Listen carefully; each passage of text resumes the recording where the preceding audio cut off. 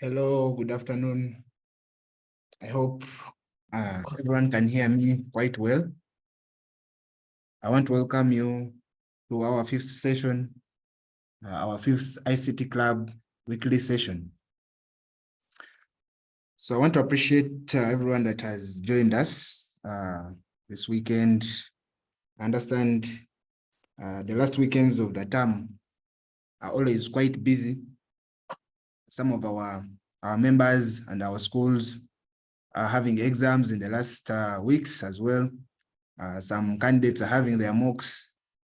So I really appreciate those that have really taken the time out, have sacrificed, have decided to invest this 1 hour from 3 to 4:30 p.m. into this session so that they can be able to learn something new. So I want to welcome Aroa SS, the patron there. Thank you very much for making sure that at least you join in. And so today we had planned to look at, to continue looking at web design and web development in general. We shall be looking at HTML, CSS, and JavaScript, as you can see on my screen. So I really want to get down to some of the basics, some of the things that we've been looking at. I understand some of the members that are joining us today might be new to these sessions. Maybe this is your first session. So I will do a very quick recap of some of the things that we covered in the last session as well, so that we can get on the same pace before I can proceed. So, just let me just. So today's agenda, we have some few things lined up for the members. So like I said, I will be sharing a brief recap of session 4. Session 4 is where we looked at, we introduced HTML and we looked at the basic HTML web structure. We looked at some tags, we looked at some other terminology that we use in the world of programming. So today I'll be very happy and glad to share with you, secondly, more HTML elements that we shall be looking at as well. We shall see some extra HTML elements because I wasn't able to cover all of them in the last session. So I'll be bringing you some of them as well. Like some of our members wanted to see how we actually how do we add videos to our website? How do we add audio to our website? How do we put some borders as well on our websites using CSS and so on? So I think I'll take time and show all of those things so that our members can be able to progress with their website projects. So additionally, I will also show the members how can we actually style our websites using CSS and add in some advanced level CSS. How can you use, for example, classes and IDs to style your elements? Additionally, I'll bring in that element of JavaScript. As you understand, we shall be working on 3 programming languages, HTML, CSS, and JavaScript, each with its specific purpose. So I will move on, and obviously we always have a demonstration in our sessions because programming is a practical skill set and it requires doing things in a hands-on manner. You can't just sit along and maybe watch my presentation. It is always good for you to also get hands-on, to try it out on your own. That's why I was very happy when I got some feedback from the teachers that they've actually set up the lab, the computer laboratory in such a way that the students can actually follow me as I code. I think that is very impressive, and I want to commend that. That is very commendable, and I think I want to encourage that as well, so that the rest of the patrons, can as well pick that up as well. Take it up as a very good habit that will help the learners get to see these things working in real time, such that when we reach our question and answer session, they can have something to ask. Because we've realized that in our question and answer sessions, people normally probably, in most cases, they go off. They go off the meeting. When you ask questions, they go off the meeting. They don't say anything. They just keep silent, which I think should not be the case. We really want the learners to be asking us, to be asking me or any other presenter that will be representing us on the different weekends that we shall have, that you should be asking questions. And if you want to ask intelligent questions, that comes from you practicing, putting these things in practice. Maybe you're stuck on a line of code and you don't know why your code is not working, and you really want to ask as well. So that is a very good habit, and we want to encourage it. We know that it will improve the quality of our sessions, and the learners will be able to learn all these things, and we shall be able to as well know their progress. Because when the learner asks that I've inserted this image here and it is behaving like this, how can I turn it? How can I make it do this? That is really motivating and really encouraging for us, even the facilitators that are trying to help out here. Because we know now the learners are now getting what we are trying to share, and they are not just seated and watching TV, for example, watching the screen. So obviously, as part of our culture here, we always have a question and answer session. That is very imperative, and that is very important for us, because like I said, we always want that feedback. Feedback is very important. The questions are very important. So just to dive into the session 4 recap, before I go into my code, before I jump into the code. So there are some things you have to keep in mind. Some of these we covered last time.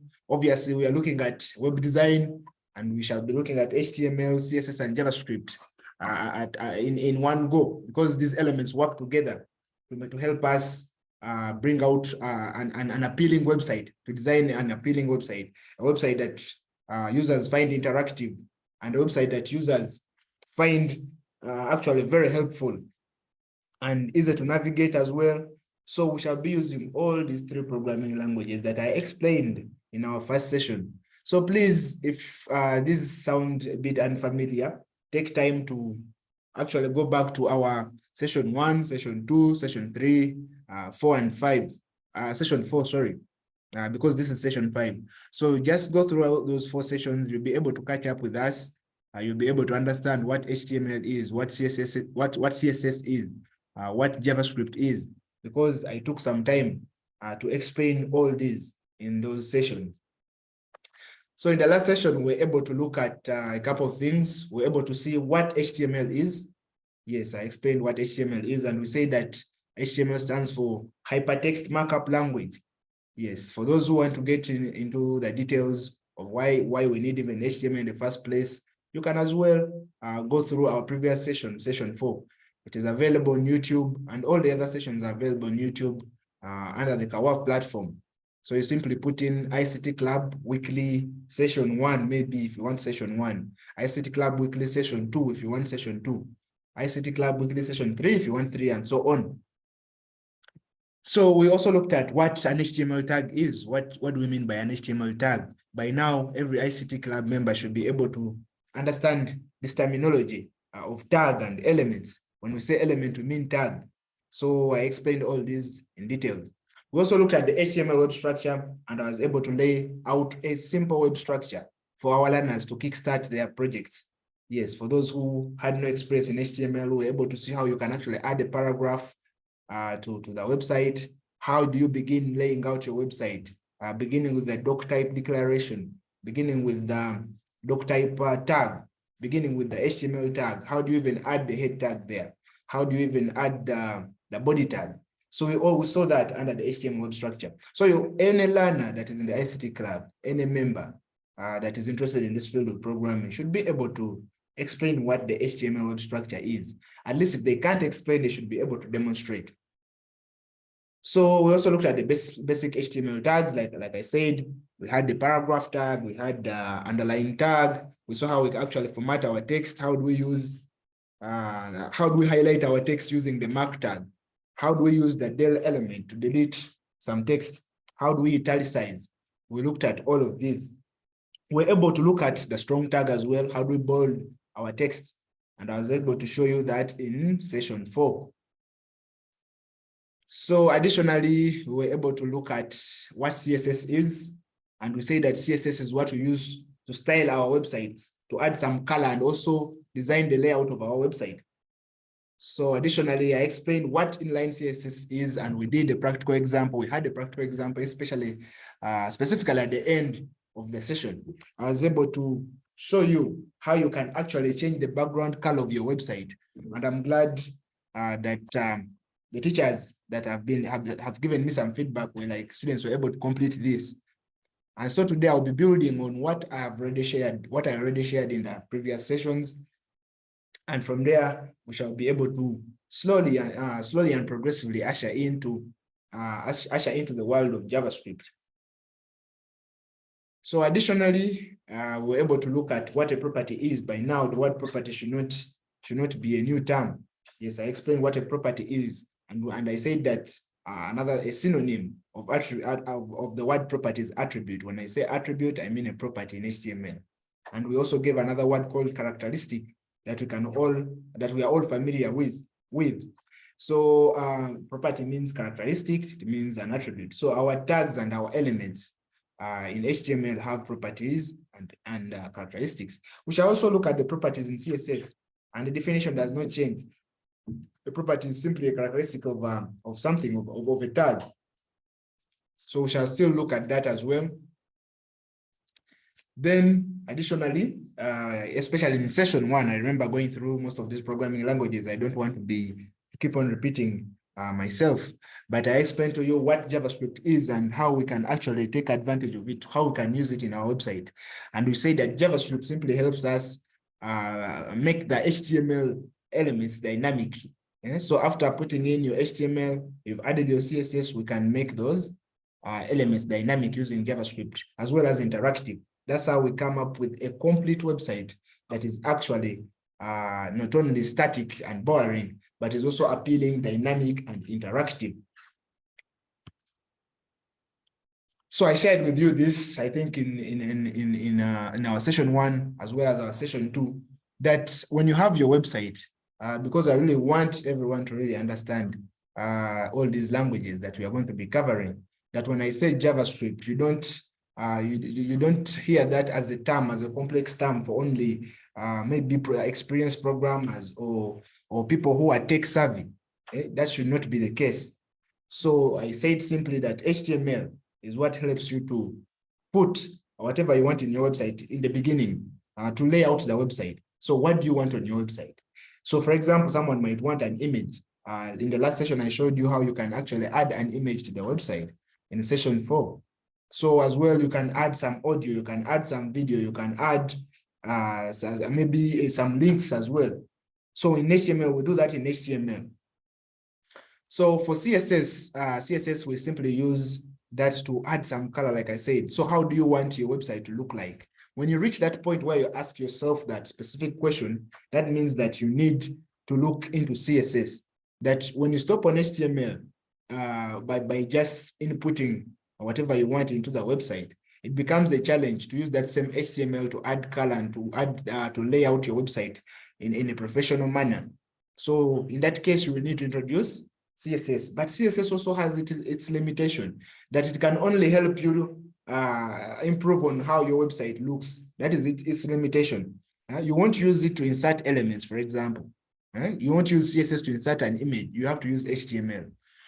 So after CSS, you have to bring in the JavaScript. And JavaScript, when you reach the point of bringing in JavaScript, you're simply asking the question, what do you want your website to do? In case you've inserted an image, when a user clicks on that image, what should it do?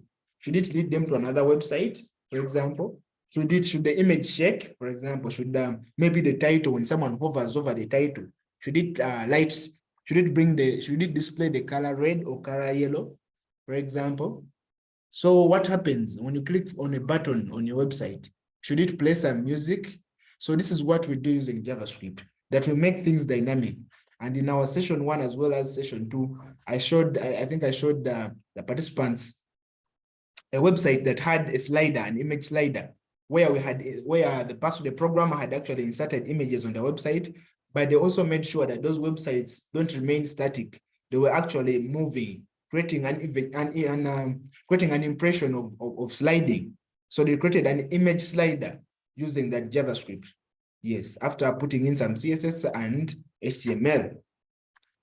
So to elaborate on that, I'll try to use the analogy of a house. When you're creating a house, when people are building a house, they always start out with the structure. You don't just, like I said, you don't just begin the house without having structure. So you always lay down the structure, and when it comes to the context and to the field of programming and designing software, we always have layouts as well. So the structural layout in the field of web design and web development is always done using HTML in most cases, and as well as the element of CSS, which we bring in to add color to the house. As you can see on the right there, we have a colored house. Yes, the house looked nice also in HTML, but we can agree that it looks better with CSS. So at CSS, whenever we introduce CSS, that means we are the presentation layer. In other words, we want to improve the presentation of our structure. We want it to look better. So this is just the same illustration. I'm saying that on the left there, HTML is like the walls of a house. It provides the structure for your website. So that is all it does. That's why you see on the left, we only have the structure. Then on the right, CSS is like the paint on a house. It dictates the style for your website. So in other words, it dictates how your website is going to look like. Now that you've structured it out, why don't we add there some color, some extra color to make it look better? Yes, that is now CSS. So now bring you to the real world. To the real world, yes, you can have your house. This looks like a very decent house. Actually, if you put in some wood, maybe some windows as well, you can sleep in this house comfortably. But we can all agree that this house is not that impressive without color. Like, it's a bit boring. Someone might say, yes, it is a nice house. We can see it has been laid out perfectly. But it would be nice for you to at least add some color outside to make it even more beautiful. So that's when we bring in our professionals, our CSS.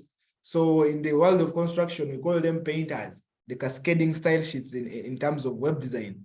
So these style sheets help us to dictate how our house will look like. So they go on painting the house, in other words, to make it look really nice. So sometimes they add blue color in certain sections, as you can see here using my example. In other sections, you see that they add the light blue color.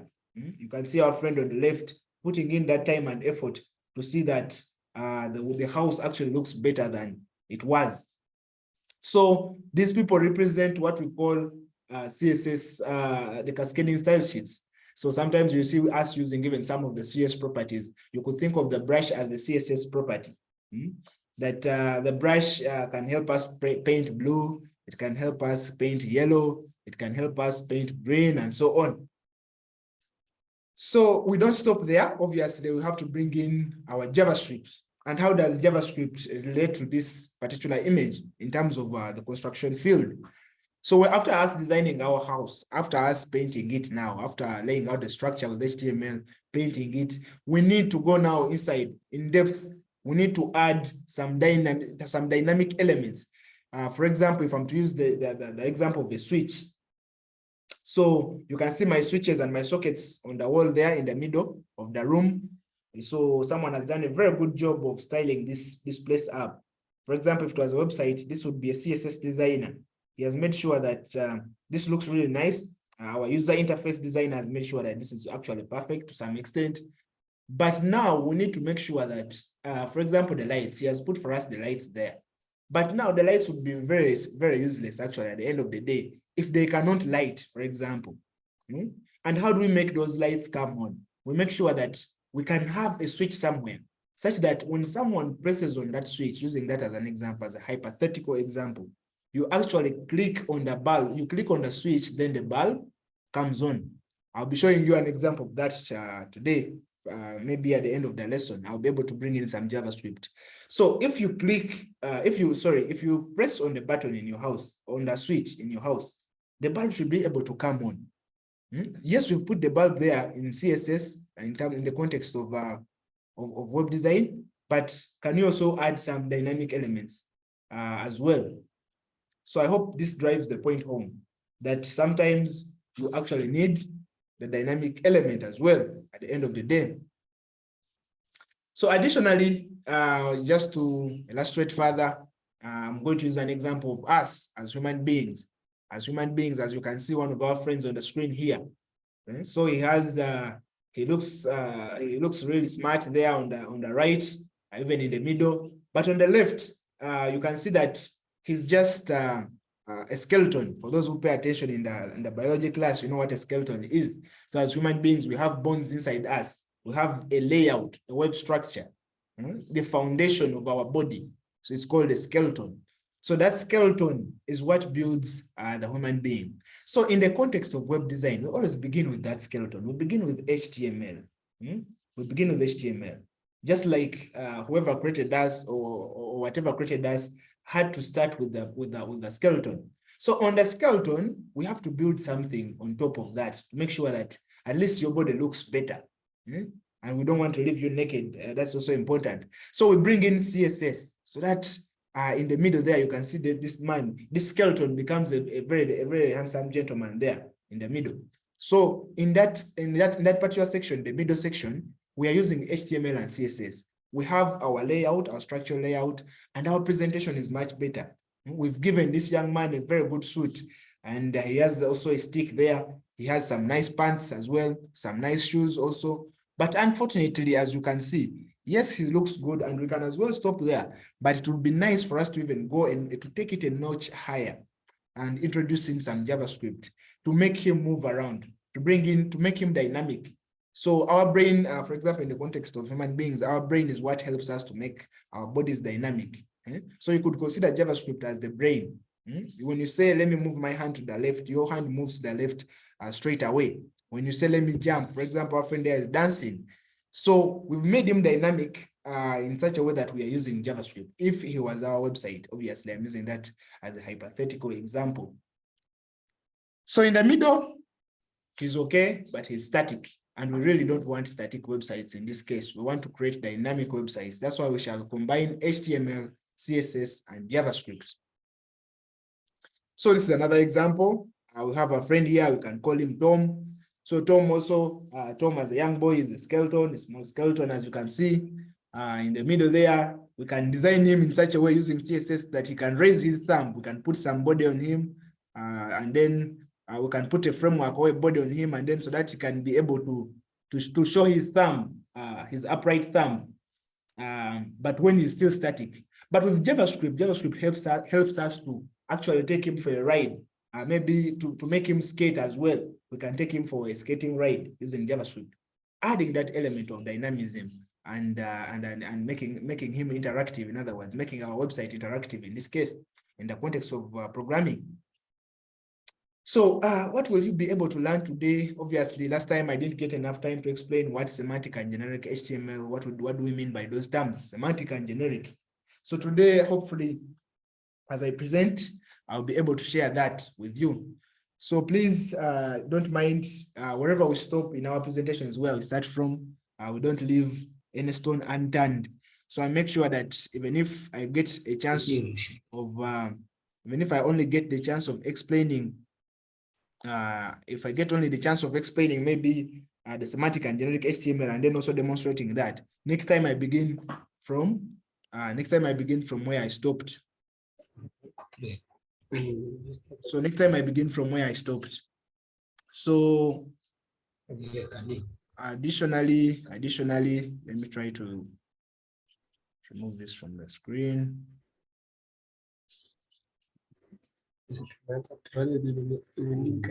So please, Dale, there's someone, Dale, please try to mute. You're interrupting the session, you're interrupting the meeting.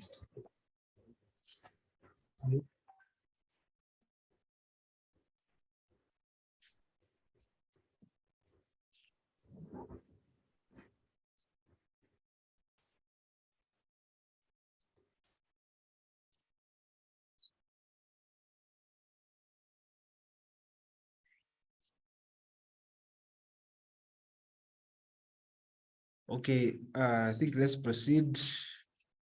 Trying to clear this off my screen. Please, when you're joining, make sure you mute, because then I have to go and mute you again. You mess up the whole presentation. I had actually muted every participant. Okay, let me see here.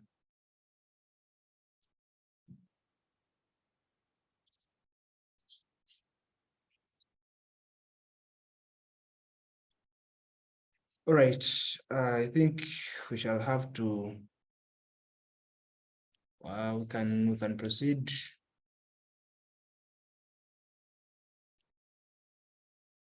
Okay, let me try to proceed.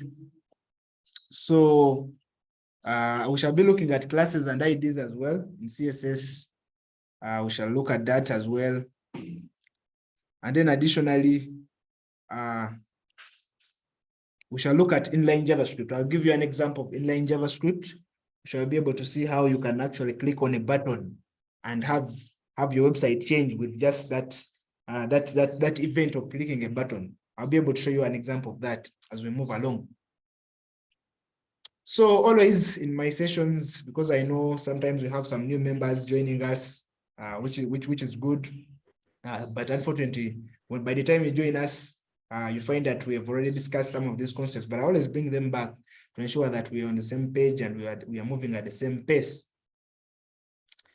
So, and one of those is that we actually discussed the process. That's, I think, in lesson 1, lesson 2, as well as all the lessons. Actually, I always bring back this slide because it's really important. So we always discuss some of the 5 to 6, actually, I think 7 in total, 7 steps that we actually use before actually writing our programs. So the assumption is sometimes when the members join in, sometimes they assume that programming is all about coding. It's all about jumping onto your computer and writing some instructions and some code. And I'm here to tell you that that is not the case. By the time you see me writing some instruction, that's because I've already gone through this process of design and planning. I've already gone through the process of designing and planning. I've already structured my layout. I've already come up with an overall goal. For example, for this session, I already have the goals. I already shared those with you that I want to share with you how we use classes and IDs to style our website. I've shared with you that I need to show you some extra HTML tags. So that is the purpose of my project today. So though it is a very small project, but I would think that maybe in your ICT club or at your school or as a person, you have some bigger projects where you have to be very clear about the overall goal. What is your goal? That is very important. You don't want to aim at nothing. And you don't want to design a website just for fun, for example. It is nice, but that should not be the objective of why you should be programming from the start. Obviously, you should always consider requirements and limitations. I talked about that, and I always talk about it in all the sessions. That please don't assume that when I open my editor, I'm just jumping there. I've already done all of these things. I've considered the requirements and limitations. I've searched for my helpful technology. As you'll see, I'll be using my VS Code. I've designed my mockups, and I'll be able to show you my mockup actually just right after this presentation. Then I will show you how I actually write the program. And you've been seeing me doing that for those who have been following us from the start. Then obviously you all have to test and troubleshoot your program. You have to make sure that your program is working fine before you actually share it with others, or before you even start using it to solve a certain problem. You have to make sure that it is working. So the test and troubleshoot stage is very important. Then obviously you finish, and last time I explained that finishing does not mean that close your computer and go away. No, it means that now you can publish your program. You can publish that version of the software that you're developing or of that website. Then next time you can update the website. You can call it version 2, version 3, version 4.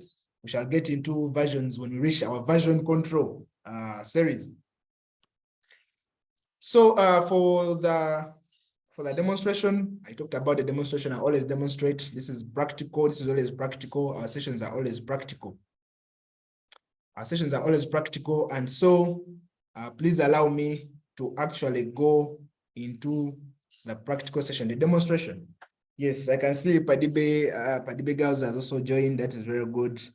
I was wondering what is happening this weekend, what has happened to our patron, because you're always you're always attending our sessions. So today I was actually wondering what is wrong. I'm very happy to see that the team is actually here and they've actually joined us. You're very welcome. So we'll go into the practical session because I want to show you some of the code and so on. But before I even go there, let me try to share my screen here. Let me try to share my screen. Okay.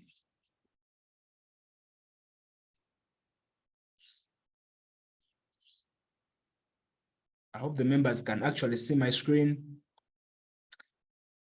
Okay, so I really wanted to show you this before I even jump into the code, that the design process is very important. It is so important, really, that I personally had to also go through the same process to some extent, that I also had to come up with, for example, the mockups.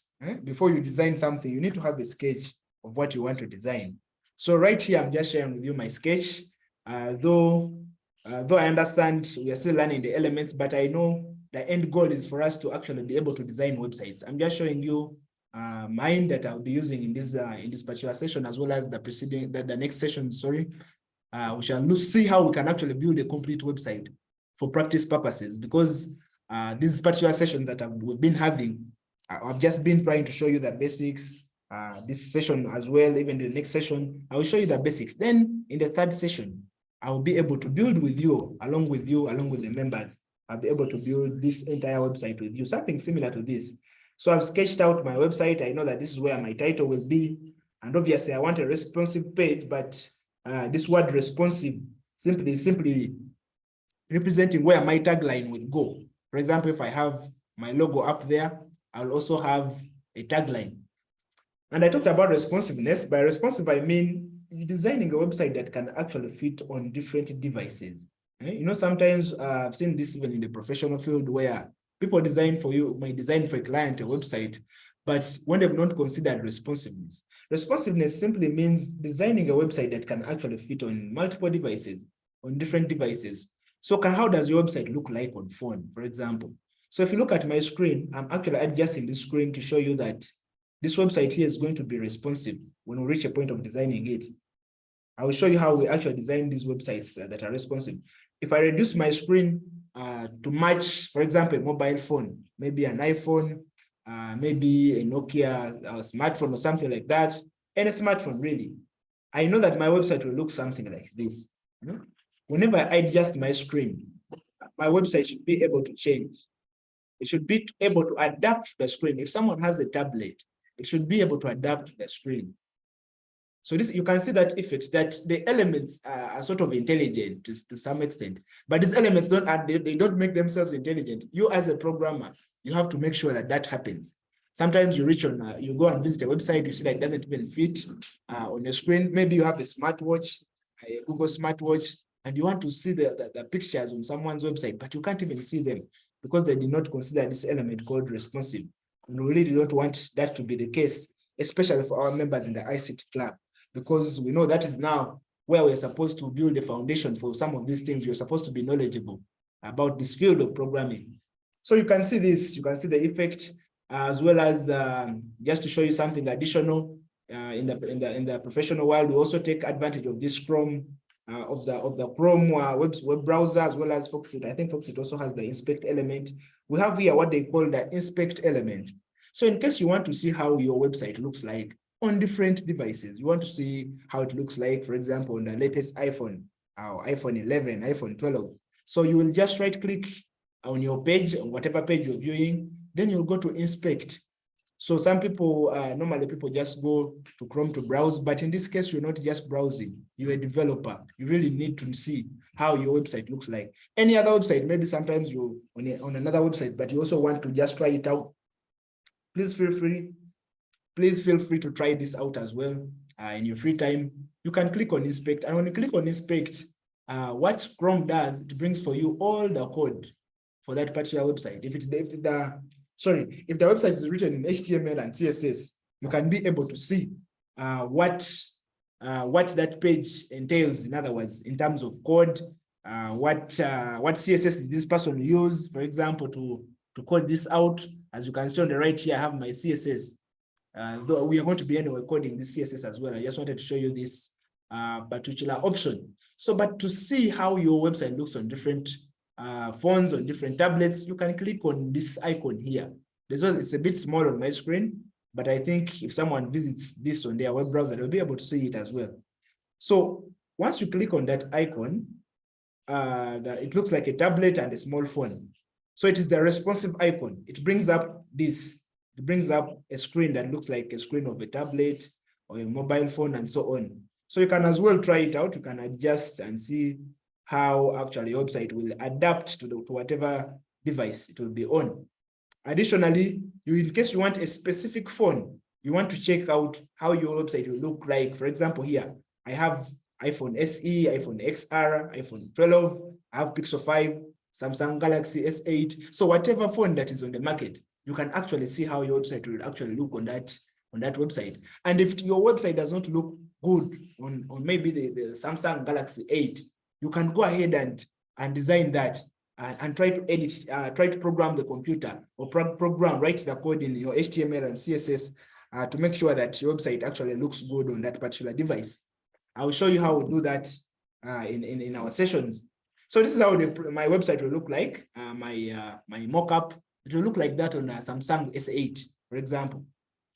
So if I wanted to see how it will look like on the Galaxy Fold, this is how it will look like. It will be a bit small, but you can see that at least the user will be able to see everything that I was able to put on my website. If I put it on the iPad mini, this is how it will look like.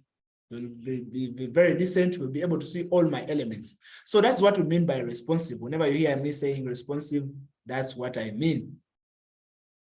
So let me just jump into my VS Code. Let me jump into my VS Code so that we can code at least for a couple of minutes before we actually close at 4:30. So I want to open my VS Code right here. I hope everyone can actually see my code right now. Hope everyone can see my code. Okay.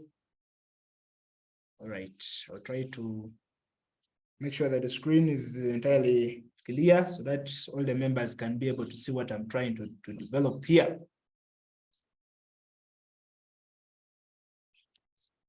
Okay, I hope my screen is now big enough.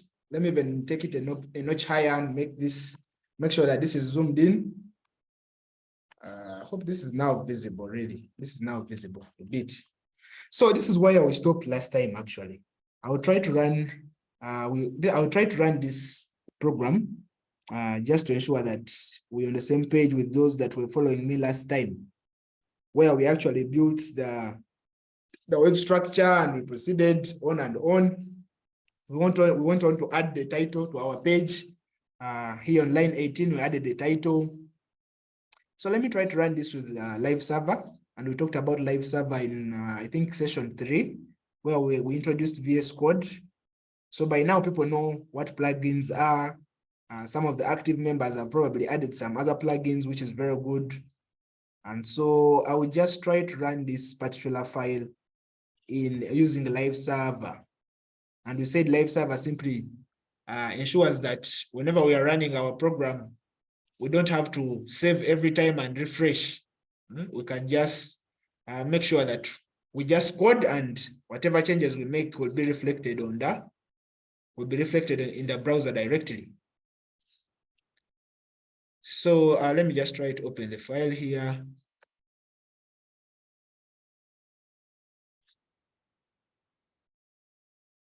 Open file. Then I'll go to the desktop. I want to get it from the desktop here.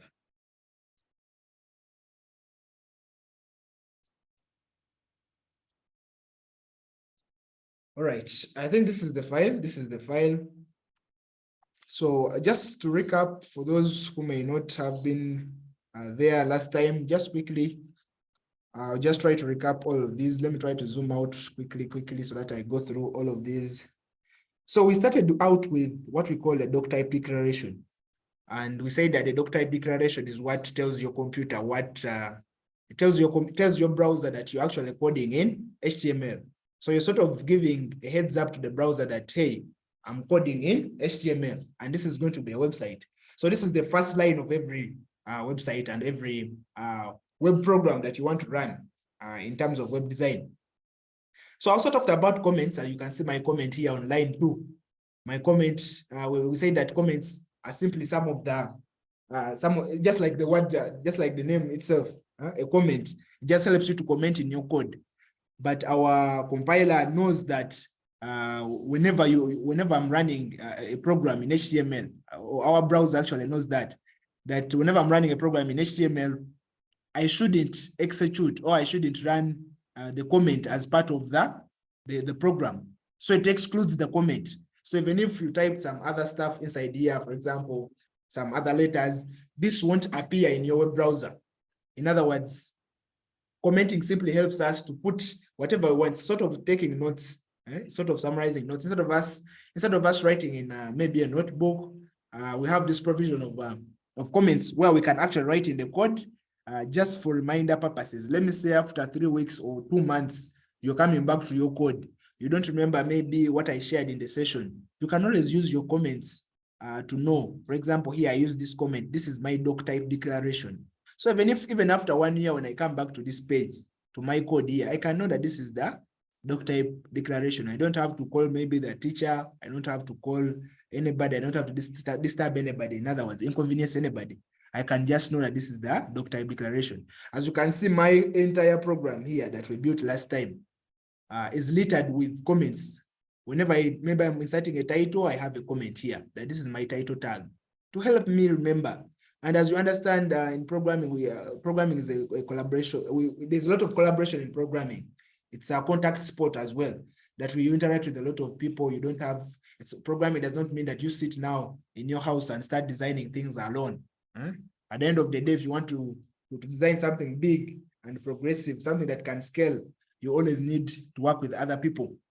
So that's why you have to make sure that your code is commented well, such that even if you share it with another person, maybe someone who's trying to learn HTML, they are able to use these comments to understand what you're saying or what you were trying to code. So if I'm to run, let me try to open this in a browser. I'll try to use my Chrome browser to run that.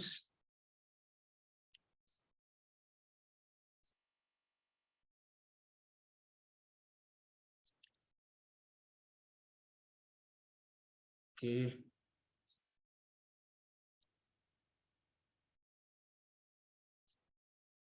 Oh, okay. Actually, members cannot see my screen. Let me try to share again. Let me try to share my screen again so that you can be able to see my browser as well. So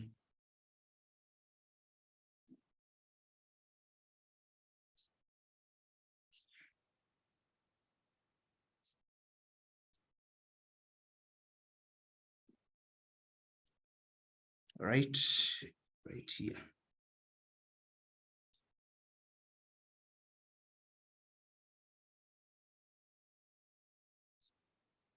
I hope you can see my browser. All right. Sorry. Just a minute as I try to make sure that at least the members can see my browser, at the same time see my code whenever I want to display it.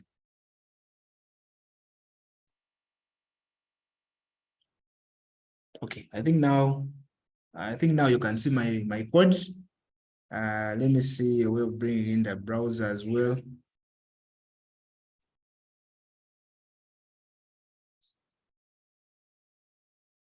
Okay. See.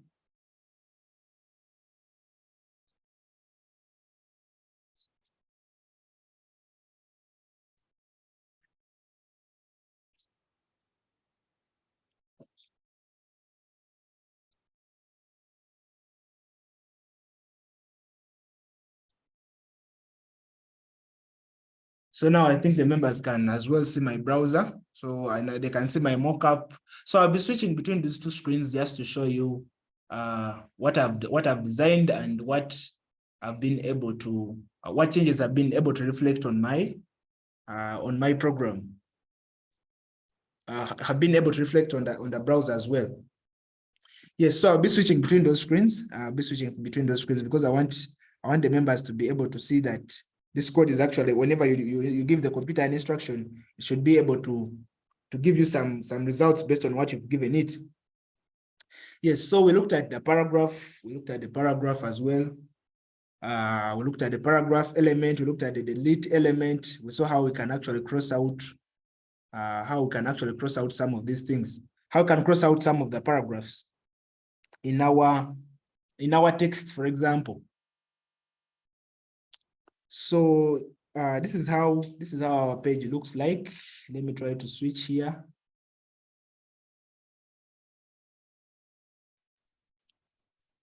So this is how our page actually looks like right now. After the previous session, we're able to code and we're able to get this. So let me try to move this away from the screen. I think that's much better now. That's much better. So this is the paragraph. We're able to use some CSS to change the title of our website to my web platform. And then I was able to insert some paragraphs using the p tag in my code, and we're able to come up with this. We're able to use the del element as well to delete this text here. Then additionally, we saw how we can actually insert an image in our page. Let me try to zoom out on this. So this is the image I inserted. Obviously, with time, I'm going to change that. But I inserted that image because I wanted to use it to explain the CSS box model. But anyway, since I really want to make sure that these sessions are actually practical and they apply in the real world, I will try to format some of my text as well as my headings to match something really practical. So I'm going to switch my screen to VS Code. I'm going to switch. I hope you can see my code right now. So I will change this title here. Instead of having my web platform, let me say I wanted to build a website for example, for a client who wants maybe to sell cars on their platform, or if I wanted to sell cars on my platform, maybe to create a store where we can actually sell cars or promote the cars as well. So I can call my project maybe Car Store. I'm going to use cars as the theme for my website because I want to make this as realistic as possible. So I will change my text, obviously. Maybe write something about Car Store here, something about cars. Cars are maybe awesome or something like that. So in this case, this paragraph could be anything on your side. I'll leave the text there. I will change the text later in interest of time. So we are building a car store in this case. And I think currently, just to show you how my website looks like now, I'll switch it to the screen here so that you can be able to see it as well. So this is how my website looks like. This is how my website looks like if I refresh here. So I've changed my title to Car Store from in my code, and I've been able to add another word here, Car Awesome, just to supplement the paragraph, the words in the paragraph. So I really want to move on a bit faster here, because I can see it's coming to 4 already. So I'm going to go into the code. Let me go back to the code. Right here, okay. All right, let's go into the code now. So since I had already added this image of the CSS box model, I will change it to a realistic image, maybe an image of a car. Since we are building a car store, it would be nice for us to stick to some car images. So something that's really important that I did not share last time, is the fact that whenever you're building a site, you really want to make sure that all your resources are in one. All your resources should be in one folder. For purposes of making sure that it makes it very easy for you to find whatever you want. So on my screen here, on my desktop, I know that you can see that all of my elements are on the desktop. And as we're developing our program, our website, we've always put our things on the desktop, but that's not advisable. That is advisable maybe if you're running maybe a trial, you're testing out some tags, maybe, for example, you're a beginner, you're not working on any project. But with time, your project becomes big and you need to put everything in one folder for organization purposes. So I'll create here a new folder. I'll call it my Casto. I'll call it Casto. I hope everyone can see my screen. I'll call it Casto. So this is my folder. I'll put it on the left here to keep it separate from the rest of the content. So this is Casto. As you can see, Casto is empty. It is empty, but I want to put everything that I'm going to use in my project here. So I have some images of some cars that I already prepared. So I put them here.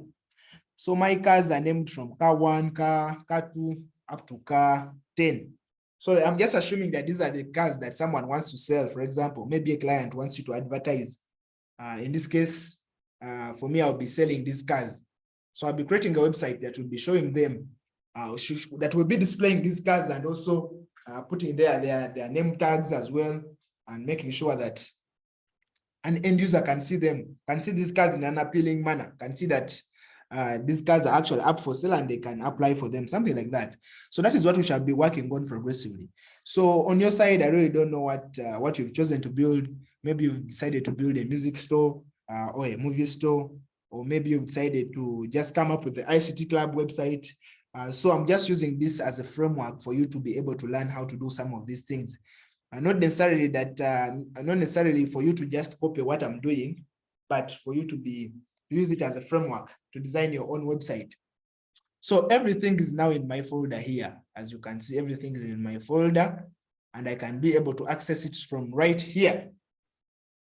So additionally, I'll make sure that my program, my browser is also inside here. So my browser, my HTML document or my HTML file should also be inside the same folder. So anything that I want that has to do with this particular website should be in one folder like this. And as you will see, with time, we shall have to actually also put all the images in one folder, because these images tend to become so many with time. You might have, let me say, for example, if I had 1,000 cars, it would be really inconveniencing for me to have 1,000 images in the same folder. So with time, you will see that we shall actually need to create more folders for different things. So for example, if I wanted images to be in one folder, I can create an images folder. Please, I recommend you doing this, making sure that your work is a bit more organized than before. You have an images folder. You also have, for example, a video folder. I'll put one of my videos inside here. So whenever you're looking for videos, or you want to add a video to your website, you always take it to the video folder. Then in case you have some audio as well, like I do here, I'll just go to the folder and I'll just create a new folder called audio. Then I'll make sure that my audio is inside this folder. So I will show you how we actually reference this in the sessions as we move on. For a start, I had the CSS for image, and we said that you always use an image tag to insert your image. And I gave a small example of this. But in this case, I want to actually bring in, I want to insert a car image, because since I'm building a car store, I'll remove the other image. So that I'll just delete that part. In our source attribute, we already talked about properties and attributes in our session 4. Please, if you did not get or grasp that concept of properties, please make sure you go back to our session 4 and grasp that concept. So under our source attribute, I will simply change the name of the image to one of one of the images here. So I have a number of images, as you can see on my screen. So I'll just select out one car that I want to begin with. So I'll just begin out with, let me say, car 1 here. So we always say that if in case you want to start an image, always make sure that you check its file extension. And to check the file extension of any file, you always right click. I'm using Windows 11. Your Windows might be a bit different from mine, but always know that at the bottom here, there's always a button, show properties here. Properties. Whenever you see properties at the bottom of the dialog box, that whenever you right click and get a box, at the bottom there's always this option of properties. So when I go to properties here, I can see that they've given me an option of they've told me, they've given me some details about the file, in other words. So they've shown me the size of the file, what is the size of the file on the disk, and so on, a lot of technical stuff as well. But what I'm interested in here is what is at the top here. So I'm interested in the name of the file as well as the extension of the file. So here I can see that my file is actually not a normal, it's not a normal image file. For example, .png, .jpg. It's actually a WebP file with the file extension .webp. So in case I wanted to insert that file in my project here, I will just go to my VS Code right here, and then I will type the name of this particular car. It is car 1. So I'll go here and say car 1. So car 1 dot webp, because that is the extension. And I think this has to work, obviously. So I'll just save. For those who don't have live server, you have to save. Those who do have live server, you don't necessarily have to save. So I'll just try to drag my web browser here on the screen so that you can be able to see my changes as well. So when I refresh, you can see that my image is not even showing. That is because there's an issue. Maybe whenever you see that happening, that means you maybe typed the tag wrong. Maybe you've put in the wrong name or something like that. There's always an issue, especially to do with the syntax. So in programming, you have to keep in mind that we always have mainly two types of errors. We have what we call semantic errors and syntax or syntax errors. So syntax errors are those errors you get based on because the ones you get because you've used the language in a wrong manner. In other words, you've typed the code, but you've typed it in the wrong way. The way you've typed it is inappropriate. It's not the way the language is supposed to be typed. In case, for example, using my example here, if you're supposed to type maybe IMG, then you type IAG, you're going to get what we call a syntax error. But sometimes you get also some semantic errors, and semantic errors have to do with the meaning of the code. Though those are really in depth, I don't want to get into them. But just know that whenever you get an error, it is either a syntax error or a semantic error. Semantic error simply has to do with the meaning of the code that you've typed. So I'll try to rectify this. Let me just go back to my images. I think my browser is having a hard time understanding the WebP files. So let me just try to look for a file. For example, this one here, it's a JPG file. I can see by hovering over it, it can even tell you the file extension right here. So I'm going to include car4.jpg. So it will be car4.jpg. Yes, then I'll try to save since I'm not using live server. Then I'll bring back this. Hopefully it can be able to show us the photo of that. Okay, it's not, I think that's because this program that I'm running is actually not in that folder. Let me just try to close this, bring back the one. Oh, it's because actually I think I typed the wrong code. Like I said, you always have syntax errors. Whenever you have the syntax error and your code is not working or your image is not displaying, that's because you've made a mistake. As you can see, even me, I've already made a mistake right now. That is because I changed the reference of my image here.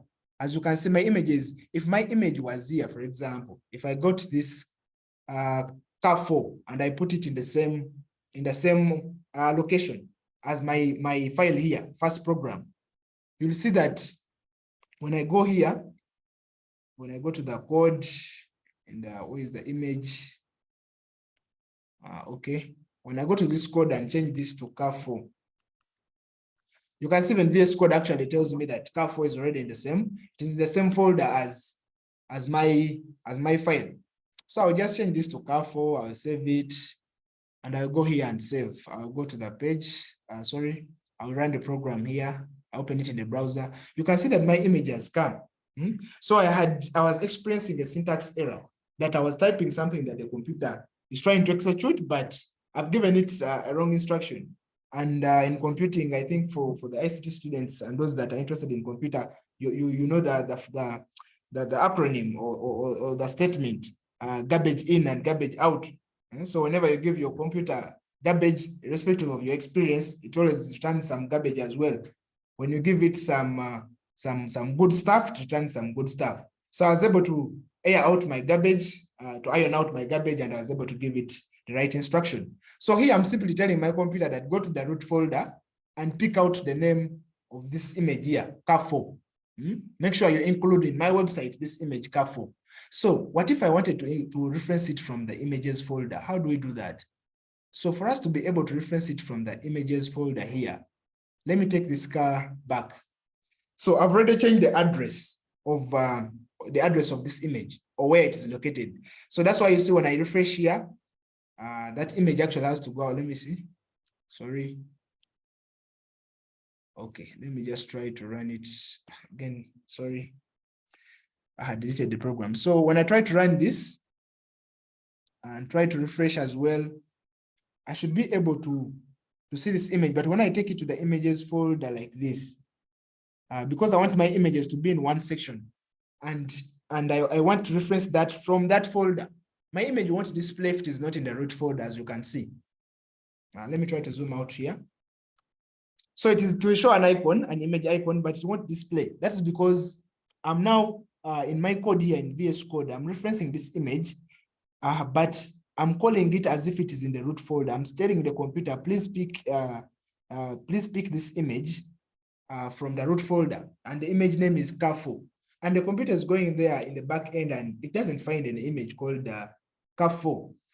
So how do I tell the computer that go to the images folder and get for me this image car4?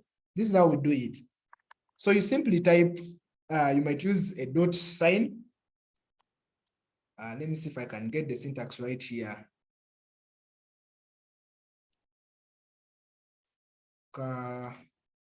Just a minute. Let me try to see. So you can, especially for those who are using VS Code, you can try to type the folder name here. You see, whenever you type the folder name, whenever I type any letter from that is among the letters in the folder name, images, you see that VS Code actually helps me out. So it brings me this folder images, and then brings for me all the images that are in that folder. As you can see, all the images are here, car1, car10, car3, car4. So it tries to make it simpler for me. I don't have to really hassle with the inserting of the images. So I will choose my car4 like that, and I will save. And I will save for those who don't have live server. But if you have live server, or your autosave is enabled in your VS Code, then you don't have to save. So as you can see, it brings for me the default size of this image here of car4. Yeah, so I will try to make sure that I bring in this element, because last time I didn't show people how to resize the image. Today I will show you how you can actually resize this as well. Width is equal to, so we use the property width to describe how wide our image is going to be. And then we use the property height to describe what will be the height of our image. Yeah, so I'll try to speed up a bit so that we can use the last minutes for the question and answer. So for the width, in this case, I will use 500. So when you're measuring the width of the screen or the height of the screen, we always have certain units that we use, but the most common ones are what we call pixels. So if you look at your screen, your computer screen is made up of small elements similar to dots. So those dots are combined to create that effect that you see. That, for example, on my screen here, you can see that we have colors and so on. But these colors are formed, all these images or the graphics are formed using those dots, those small characters or elements on our screens, on our computer screens, that we call pixels. That's why you see when people are telling you about their TV screen, they can tell you, I have a 43-inch screen, for example. Yes, so that simply says their TV screen is 43 inches wide. But in terms of resolution, we measure resolution in terms of width and height. So someone can say I have, for example, a technical person can tell you I have a 1366 by 720 pixel screen, for example, or my screen resolution is 1366 by 720. What they mean that on the width side, in the width, they have 1,326 pixels. And on the height side, their screen has about 720 pixels. So here, I want my image to cover 500 pixels. And the way we abbreviate pixels is that we use the characters P and X. You don't have to put the entire word. So you always have to include these pixels. Though we have some other units, but I think we shall introduce that as at a later stage. We have rems and so on. We have some other units as well. So for today, I'll just show you how we actually use the pixels. So I'll say 500 by 500. So my image will be 500 pixels wide as well as 500 pixels high. Yes. So when I save this as well and go to my browser, you see that my image actually adapts to the instructions that I've given it. So it is still a bit big, so I'll try to reduce the height as well. In VS Code here, I'll just make it 100 pixels. I think that is better, 100 by 100. So you can adjust yours to whatever width you want.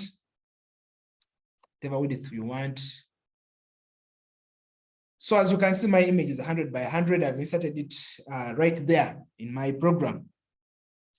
So to create a gallery effect on my web page, and by gallery effect, I mean having a number of cars there. I want to insert a number of cars there. So please, as I mentioned in my presentation, wherever I will stop now is where we shall begin from next time. So don't worry, these things are quite many, but I think we can cover them with time. So what I'm doing right now is trying to replicate the same code on our website, because I'm designing a real website that the client is going to use to advertise their cars. And now I'm dealing with it in HTML. I'm inserting images that I will later style in CSS as well as JavaScript, as well as make dynamic in JavaScript. So I'm making sure that I create an image gallery of about 13 cars. All the cars in my folder there, I want them to be here. So I don't necessarily have to type the code again. I can just copy and paste the code. So right now, the way my website looks like is this. So you can see it creates some sort of gallery for me. Though the gallery has the same images, I'm going to change those images, obviously. But by default, once you make sure that you copy and paste your images on different lines, it creates this effect here, the gallery effect. So it creates this gallery effect. So with time, I will show you how we can also actually build responsive galleries that actually adapt to the screen, that actually adjust, that whenever someone is viewing your website on a tablet, your images should be able to adapt to his screen. They should maybe enlarge or zoom out or become smaller based on the screen of the device. So today, I think I'll be able to just change this. I'll just change my images today because I can see we're running out of time and I really want my members to also say something. So I'll just come here. I will change these cars to different, VS Code will help me select them. So I had car 4, sorry, to begin with. So I'll change this to car, maybe car 1. So you can have something similar. You can try to replicate this because in our next session, this is what we shall try to build as well. I'll try to build on whatever I've discussed today. Yes, so I'll have car 10 there. So this is how you can build a simple gallery in HTML by just inserting different images on your web page. So this will be maybe car 6. So I hope that next time when I come, we shall be able to style these very elements because it is hard to use CSS and JavaScript when you don't have elements to begin with. So that's why I'm taking my time to make sure that at least our members are comfortable with this notion of HTML elements, such that when we reach CSS, we can style those very elements that we inserted in our web pages. So I have car 7 there. I have car 4, for example. I have car 4. Okay. So I can as well add car 9 here, just to summarize the whole gallery so that I have all my cars here. Then next week when I come, I'll be able to show you how we can actually even beautify this even further. How can you make the images look even better with CSS? How can you even make them maybe into a slider? Yes, so these things take time. As you can see, even 1 hour is not enough for me to explain the concept so that our learners can be able to grasp all the concepts. But I'm going to take my time. I'm going to take as much time as I need to make sure that at least we move at the pace that is reasonable. I really don't want to jump into complex ideas and complex terminology and so on without you grasping the fundamentals, especially for those who don't have any experience in coding. So that's why I'm taking the time to show you everything that we shall be using as a foundation, as a benchmark for the rest. So you can see my gallery here. These are my cars now. As you can agree with me that they look really nice. So I can have, let me just remove one to make sure that at least we have a gallery of about 6 per line. 1, 2, 3, 4, 5, of about 5 per line. So this is my gallery of cars, as you can see. Let me try to zoom it out. It looks nice already, without even, with that's just the background CSS and so on. So let me make it. I think the members can agree with me that this looks nice, even to start with, because we have a yellow background that we inserted, that we used to. We changed our background to yellow using the inline CSS that I showed you last week. But at least this weekend, we've been able to insert a gallery, a simple gallery, using different images in our CSS. So next week, I've seen that time has actually, I'm caught up with the time, but next week I'll begin from there to show you how we can actually further design this, how we can add, how we can actually put even different names on the cars, and as well as add some prices. So on your side, you might create your store for clothes. Maybe you're into fashion. You can create your store for clothes as well. And to get some motivation, for those who need some motivation, you can visit some of these stores, some of these mainstream stores like Jumia. You can go to jumia.com and try to see how they actually align these. These are actually companies that are already in business.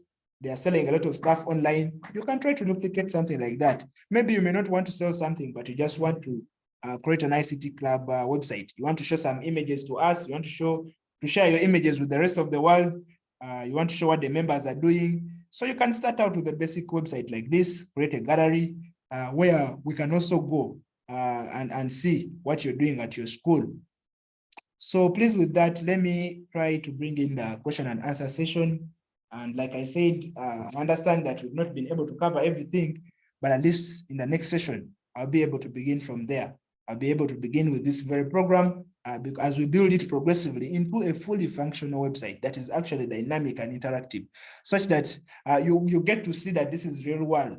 We are not just using examples from thin air. We're actually using practical concepts and practical tools.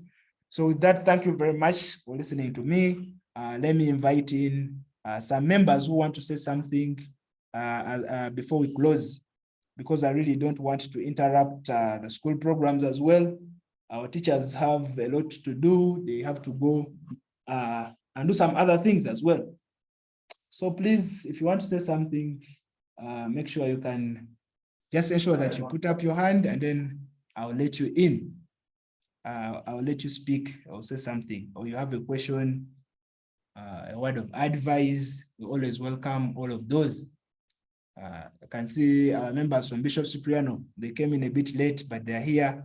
Thank you very much, Mr. Morris, for making sure that the members are always here every weekend to learn something. So do we have any members that have any questions? Yes, Padibe Girls, someone from Padibe Girls. Okay. Yes, thank you. All right. My name is Cordinan, a student for the Regards Comprehensive. Okay. Your evaluation is wonderful. That I have one question. Yes. How yes. do you, if someone want to install HTML and HTML and JavaScript separately, how do they work? Sorry about that. Can you repeat the question? I said, if someone want to install HTML, SCSS, and JavaScript separately, how do they work when they are combined together? Oh, all right. I think in your statement, just to get what you're trying to say, is that how do we install? Did you use the word install? Yes. Yes. So we actually don't install these programming languages, like I said. So I think you might have missed some of our sessions, which is understandable. Some people got to know about our programs a bit late. But I would advise you, and as well as the patron, I think the patron is the one spearheading all of this. And I can see some of our members are actually in the lab there. I'm really impressed with that. And they're paying attention. That is very good. But based on your question, I can tell that you might have missed out our session 4, as well as session 3, where we explained how we actually integrate these. What's the use of JavaScript, for example? What's the use of CSS? What's the use of HTML as well? But in this case, you're asking about installation. We don't actually install these languages. They're actually programming languages. You understand? They are inbuilt into some of these tools that we use. They're inbuilt into our computer and our web browser. For example, Chrome, for those who know what a web browser is, that thing that you normally use to search, where you have a search engine. For example, when you go to Google and maybe you want to search for a certain video, that browser is the one that accords you that search engine, that search bar where you search. So in this case, based on your question, just to expound on it, is that these browsers actually understand what instructions you're giving them. And for example, you've seen me coding in HTML, and last week we coded in CSS. So when you write those instructions on your computer, for them, they know how to interpret them into something meaningful.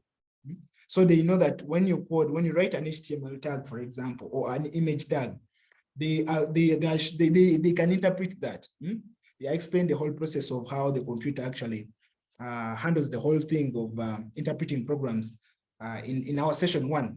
Please ask the patron to share with you that session 1, I did, I think I took some time to actually explain how this computer actually begins from the hardware side and make sure that it displays for us some content on our browser, on our screen. Yes, in terms of graphics. So don't worry about that. In our next session, I will show you actually how we actually use that CSS. How do we even bring in CSS to begin with?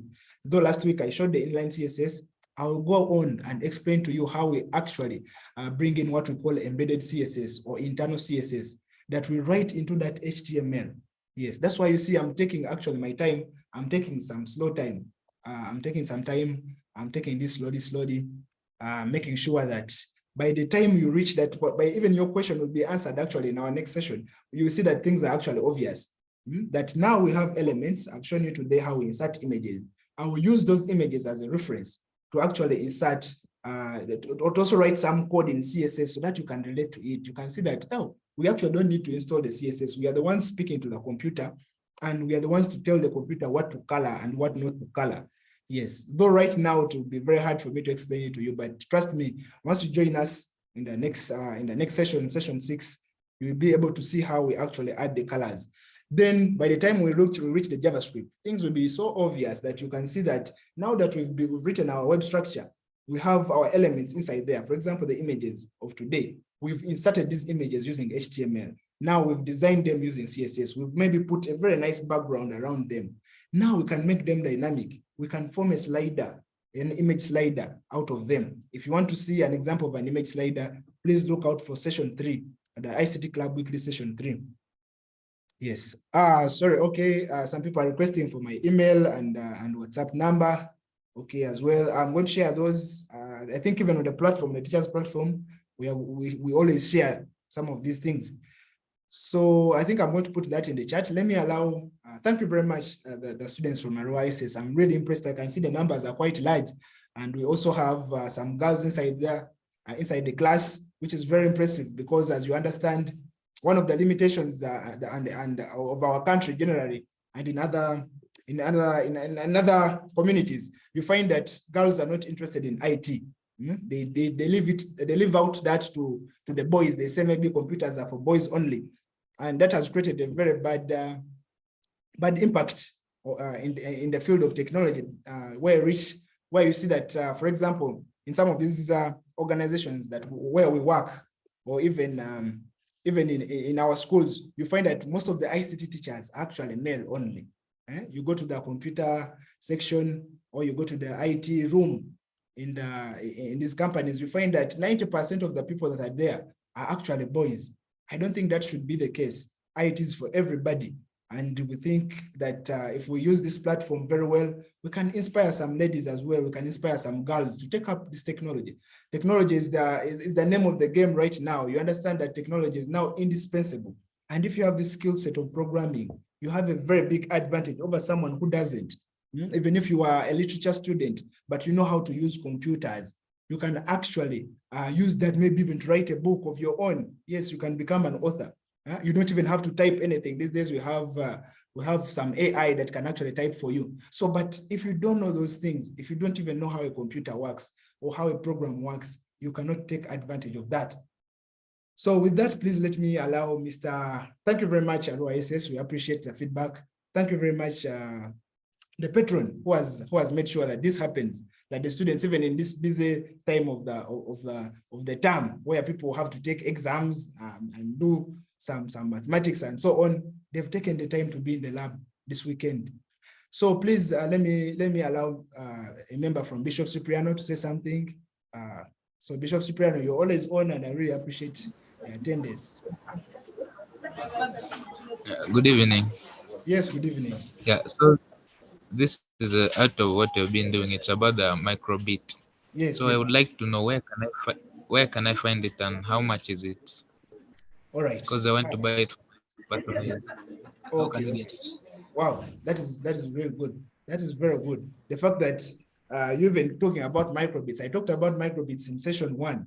So the fact that even our members even remember some of those things, because I highlighted them intentionally. I highlighted them intentionally to make sure that our members get to learn about this technology. That even if we are talking about web design like we are doing now, you can be able to bring in those other aspects.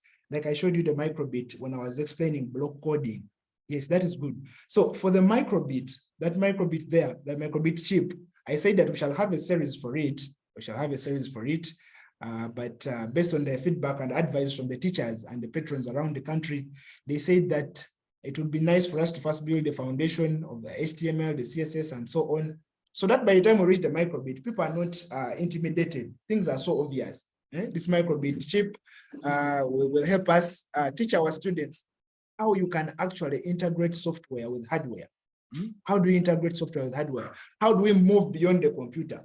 The computers that you're using, I can see some members from St. Mark there. They have computers in front of them. They're in the laboratory. That computer, someone had to write programs. Someone had to integrate some software into that hardware there that you can touch. So the members of ICT Club know that hardware is what is tangible. Software is what is intangible. You understand? So the micro:bit costs approximately $45, just to be specific. And obviously, these are sold by different people. But if you go to Amazon, if you want an exact price, depending on who's selling, the retailers that sell the micro:bits, you can go to Amazon and search for micro:bit. You understand that the micro:bit can be sold. Some of them have been reused. Some of them are refurbished. So it depends on what kind of micro:bit you want. So do you want a new micro:bit? You want a refurbished one? You want one that is, you want one on loan, for example? We have a lot of companies that are actually selling them as well. So that is it. The micro:bit is being sold at different prices. I can't nail a specific price. But like I said, when we reach the micro:bit series, I'll actually bring my own set. I'll bring my own set here, and I will show you how we actually program that and how you can actually go on. For those who are serious and you really want to take this field to another level, you want to actually program micro:bits and also make some money from that, or maybe advertise your school, I will show you how you can build different programs because there are quite many. There are quite many programs that you can build with that micro:bit. And I'm very impressed with Bishop Cipriano now that I hear that our members are interested in this, in the micro:bit. I thought people were actually not interested in that, but I'm really excited. So please go to Amazon. You can ask the teacher to allow you to go to amazon.com, and then you can search how much micro:bit costs. If not, if you want to even understand more about micro:bits, you can go to the official website, bbcmicro:bit.com, because these micro:bits are made by BBC. So you can go to bbcmicro:bit.com or .org, sorry, not .com, .org. That's why you'll see all the details about the micro:bit. Even if you don't know anything about a micro:bit, they will explain it to you. And though I will take my time after explaining most of these concepts, HTML, CSS, and so on, I will take you back to the micro:bit and you see how you can actually program it to create some cool stuff. So thank you very much, Bishop Cipriano, the representative from Bishop Cipriano, for asking that question. So I'll give an opportunity to St. Mark as well to say something. Yes, St. Mark.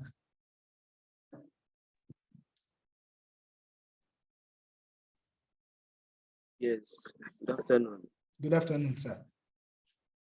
I would like to ask, like, how can you be able, like, to get the publishers and that they can publish your website? All right, the publisher.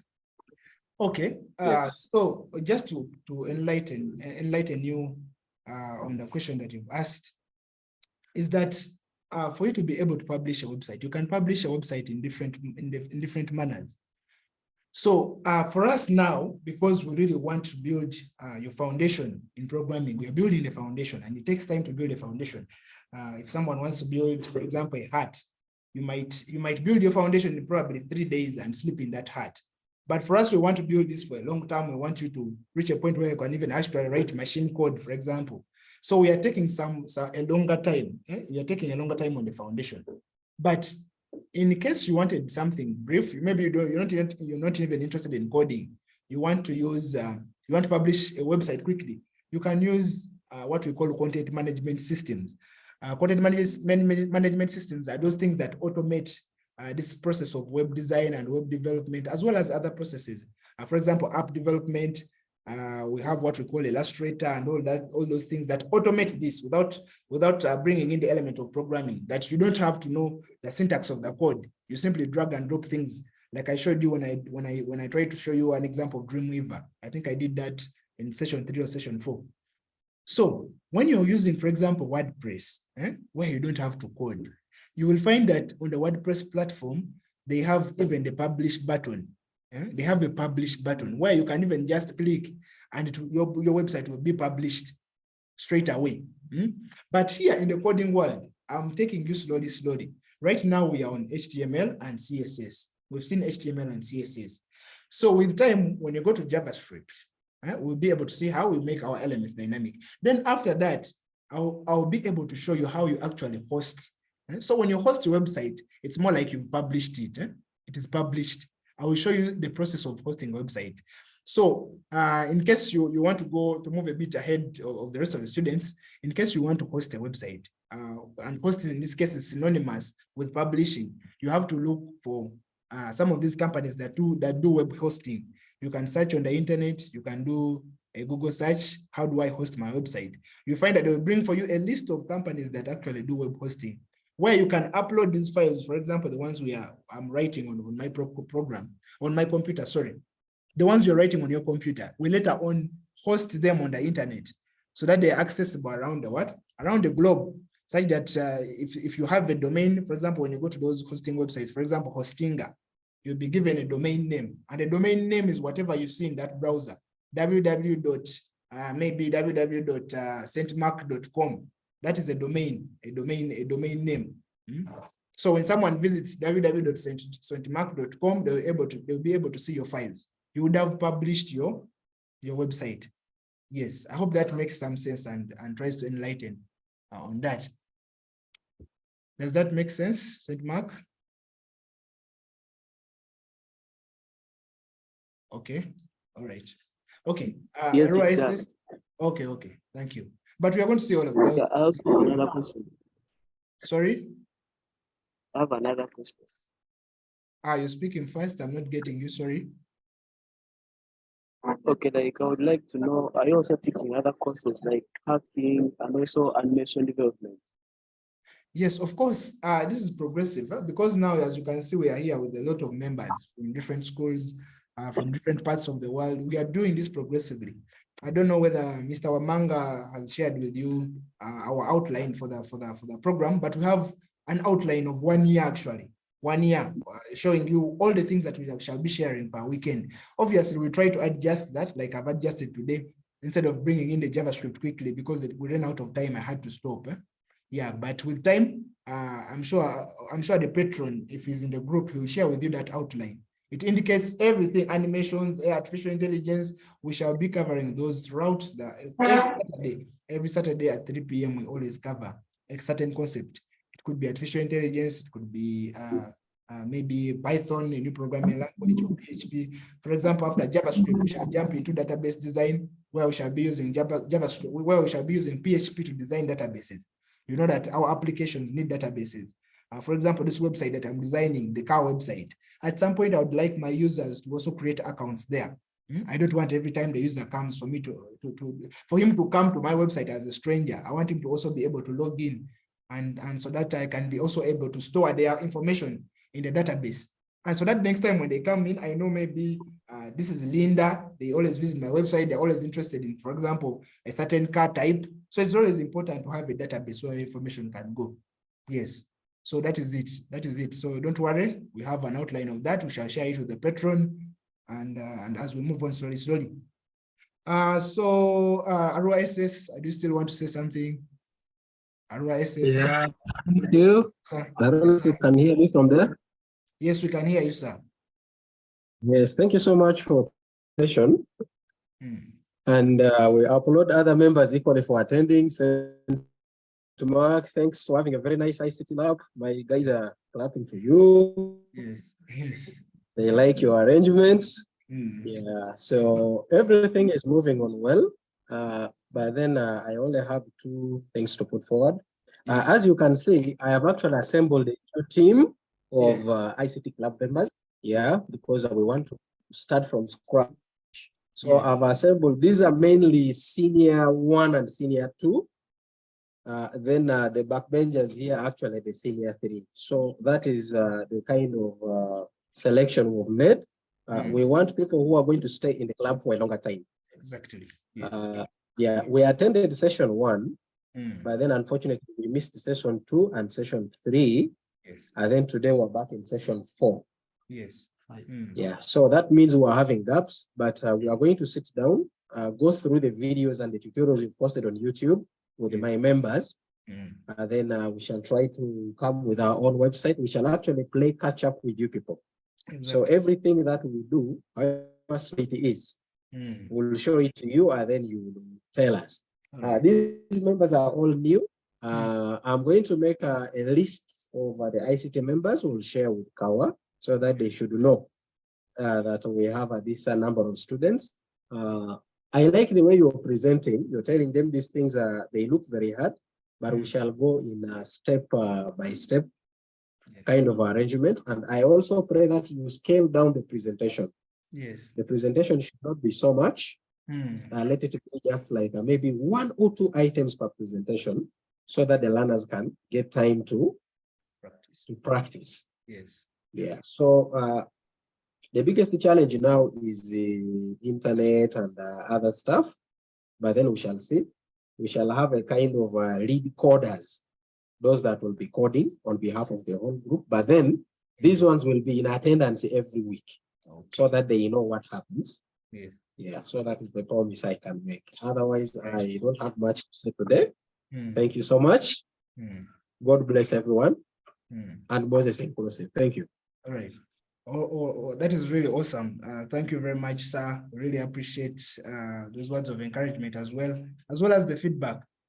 Because as I mentioned in all our sessions, our previous session, as I mentioned, we always look forward to making sure that at least we get this feedback and get to know how can we best improve these sessions. How can we make sure that you're gaining optimal value from the sessions? Because spending 1 hour every weekend to make sure that you attend these sessions is not is something easy. So we have to make sure that at least we deliver some value, and we make sure that all the resources that the administration has put in, all the time that the students have taken to be here, turns out to be valuable at the end of the day. Yes, Mr. Moses, you want to say something? Emma, thank you so much. Thank you so much. Allow me just pose a question. Yes. I am actually in the field in Kasanda along Mubende Road. I'm traveling to Kagadi. Okay. Yeah, but there is a concern.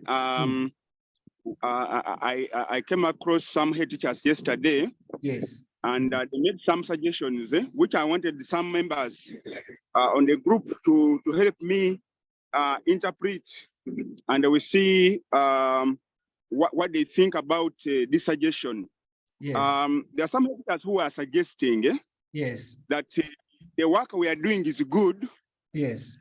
But, is it possible that we align this with the DIT? Okay. You know, DIT had set up a curriculum for ICT.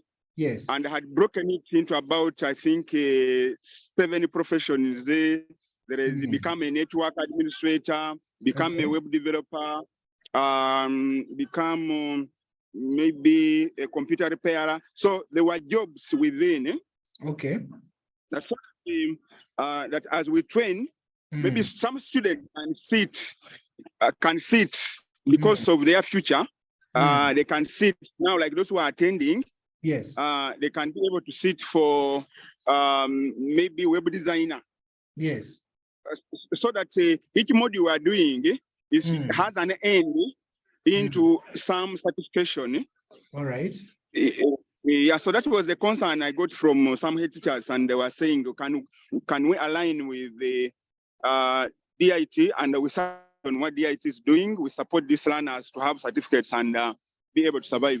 Thank you so much. Let me hear from Cipriano, maybe ROSS, and some members on the group.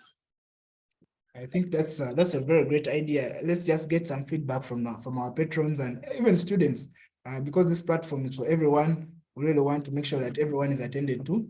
So please, in case you want to give us some feedback, Saint Mark, you still want to say something? Saint Mark, what do you think about what Mr. Moses has shared? Saint Mark? Okay, someone from Padibe. Okay. All right, so Saint Mark, we can't hear you. Someone from Saint Mark? We can't hear you. Okay. Maybe we can let you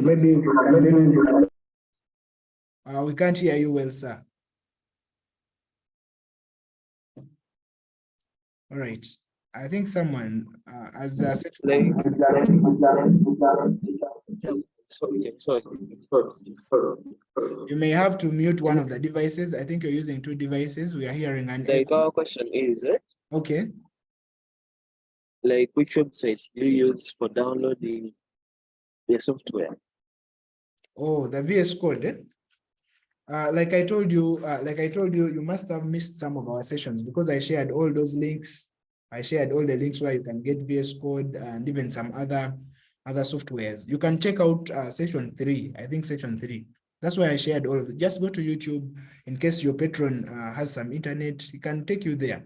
You see that I shared all of those things. I shared where you can download, for example, Scratch, the VS Code that I've been using on my screen. I downloaded it from a certain website that I shared there as well. Please take time and go through all of those. So someone from Padibe, I think Padibe has gone off. I wanted to get some feedback on what Mr. Moses has just shared, on what you think about us making sure that our sessions are adapted to the DIT curriculums, something like that. So anyone, Mr. Nato, do you want to say something?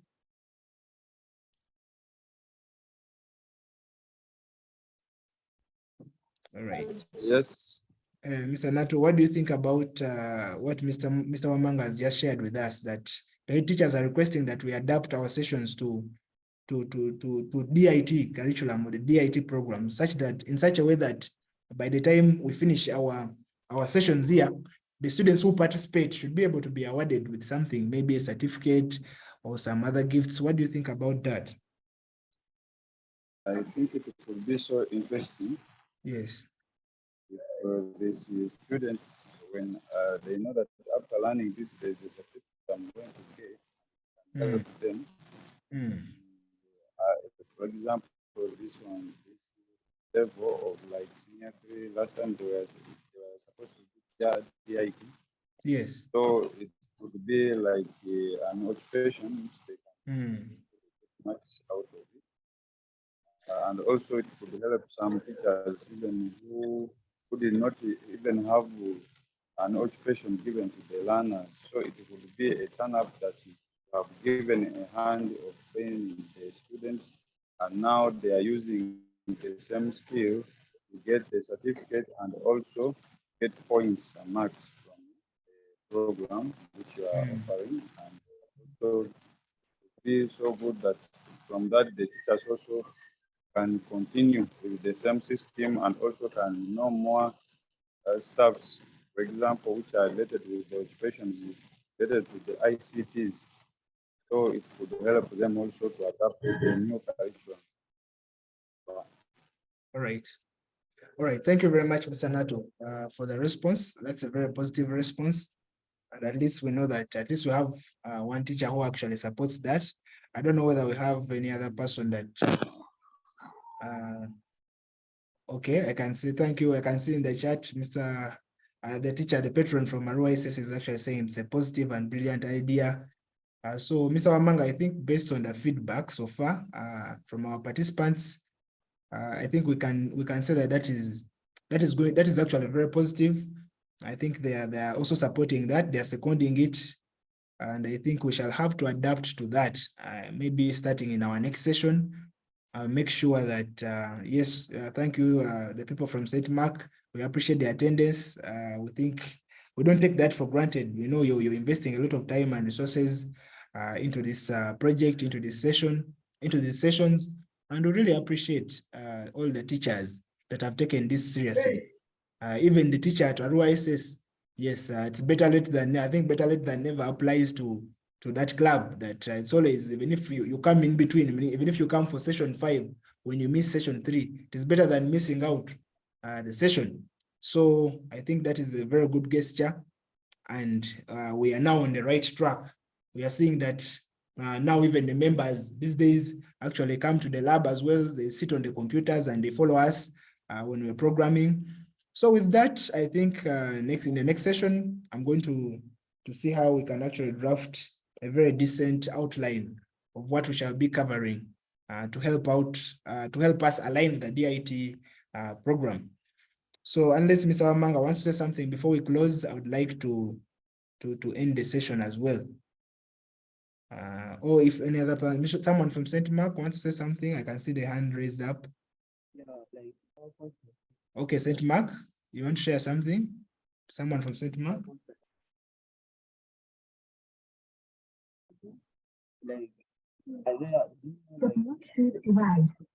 So I think you have, as you rectify your microphone, you have a microphone challenge. Eh? Let me try to, maybe Padibe Girls, someone from Padibe Girls. Please, St. Mark, first rectify your microphone. Eh? Make sure it is working well. Hello. Yes. Yeah, I hope you can hear me clearly. Yes, we can hear you well. Yeah, thank you. We went off a bit for power issues, but I think we wanted to respond to Mr. Wamanga's request. Yes. And I think I'm in support of the idea of aligning it to the DIT curriculum. But Yeah. I think, sir, you are on the right track because already with web design, I think your approach is okay. Yes. To start this from scratch. Yes. So perhaps another session, but I think so far we're on the right track because these are new concepts, taking it away from the whole curriculum, for example, which required mostly static websites. Yes. So dynamic websites, basically, I think HTML with CSS and JavaScript is the right direction. So I think all learners will benefit and the club members. So I think we're on the right track and I support the idea as well. Thank you. All right. Thank you very much for the positive response. I think that that vindicates our approach, and really appreciate the feedback. And I don't know whether St. Mark, the microphone is now working. Thank you very much, the teacher at Padibe Girls. I think you've been very consistent in attendance, and we appreciate the effort. We can't hear what St. Mark, someone from St. Mark, please, there's an issue with your microphone and the members can't hear what you're saying. I think we can hear you now. Okay, do you know any You have to speak louder, maybe. We can't hear you well. like we need to join some Can you type what you're saying in the chat? I think everyone will be able to see it there. So that way, because we really want to respond to you, but we can't hear you. Eh? Please try to type in the chat. So as he's typing, I think that will be the last question I will be attending to. I'll be responding to. This is typing. Thank you very much to all the teachers that have taken the time to make sure that they organize the students to take that 1 hour off their weekend instead of maybe watching a movie on TV. They should come here and maybe learn something new in technology. Really appreciate that good gesture. It shows that our teachers are also taking ICT so important. They're taking it in an important manner. They're making sure that the learners get to learn these skills when they're still young, such that, for example, the teacher from Marua SS, making sure that these senior ones and senior twos get these hands-on skills early enough, such that by the time they reach senior 4, they can actually become the teachers of the club. They can be able to share that with the rest of the school, because we understand that sometimes these schools have a lot of students, 1,000, 2,000. Yes, but even if we reach a point where we can train a few, they can be able to share that with the rest of the members. So, St. Mark, I don't know whether you've typed the question in the chat here. I can't see any question. And time is going. With that, I think I'll have to end the session because St. Mark is not responding. All right. Let me just end the session. Please, if you have a question, I'll make sure I respond to it in the next session. Thank you very much to everyone. Thank you very much for taking the time to attend. And please have a very lovely weekend, Saturday weekend. Thank you very much.